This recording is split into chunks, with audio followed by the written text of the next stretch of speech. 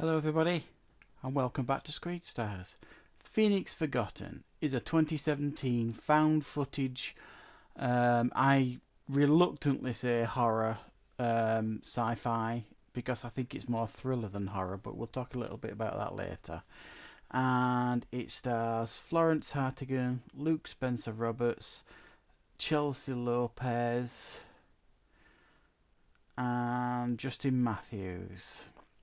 And it tells the story in the format of found footage of the Phoenix Lights that happened in 1997 in Arizona. Now, I'm from the UK, so whereas I would probably heard of it at the time, it probably would have maybe been reported in this country. It's not something that is particularly well known to me, but I believe it was based on a true event that happened in Arizona at that time.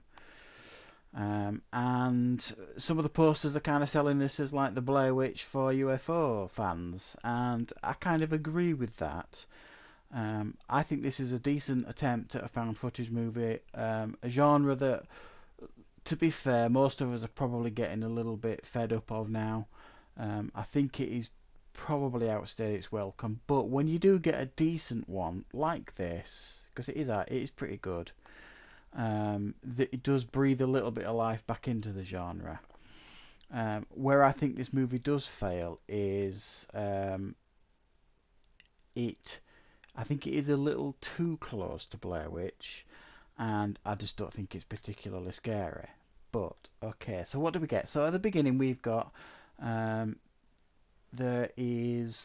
see some footage of a character called Josh, and it's like footage of like the Phoenix Lights when they happened. It's his sister's birthday party, I believe.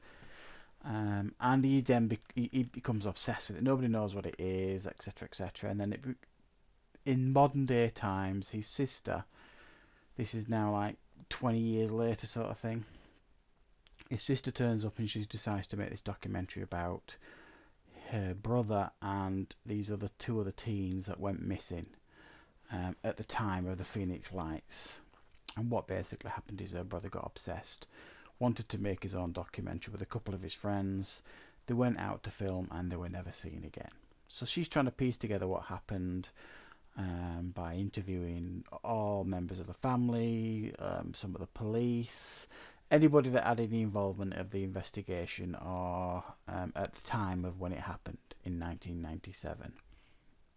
So you get footage of her interviewing in now, speaking to people, trying to piece things together, and then evidence from the cassette tapes that her brother used to film on. We see that as well as news footage of the children's disappearance at the time, and news footage of what I suspect would probably be genuine footage from the Phoenix Lights when it was actually filmed in 97. So that's kind of the story that we're getting here. Where I think this film is almost scarily similar to not only the first Blair Witch, but the recent almost remake of Blair Witch, where it's the brother that goes into the woods looking for his sister. Well, this is kind of the reverse of that. It's the sister now looking for the brother. So I thought there were a lot of similarities there. But also as well, there was a lot of similarities when they're actually out in the Arizona desert. It was very Blair Witch-like. There's a lot of, did you hear that? What was that? Sort of things going off constantly. They get lost. One of them's convinced they know where they are, but they're actually lost, and the compass isn't working. And so it was very, very Blair Witch. In a lot of ways, and that's all I kept thinking about when I was watching it. It was almost at times almost felt like beat for beat, but it didn't feel like a blatant rip-off. It did feel fairly fresh. So I'm not saying it's a complete rip-off because I don't believe it is. I think it was more. It might have been a homage to it. I don't really know.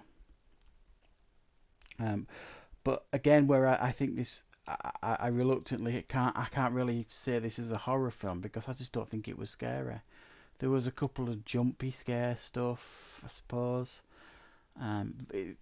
Quite tense moments, but nothing scary. You don't really see anything other than a few lights here and there and everywhere, um,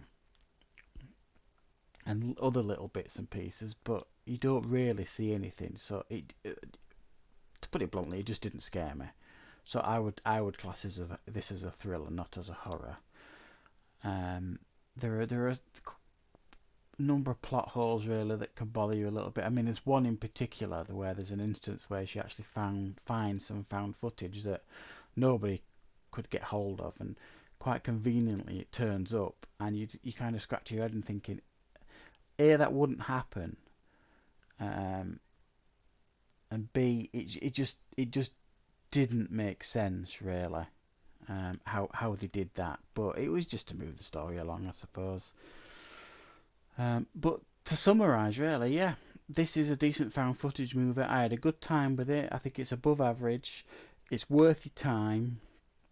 It's just, it's not original enough for me, but it was a decent attempt, that's for sure.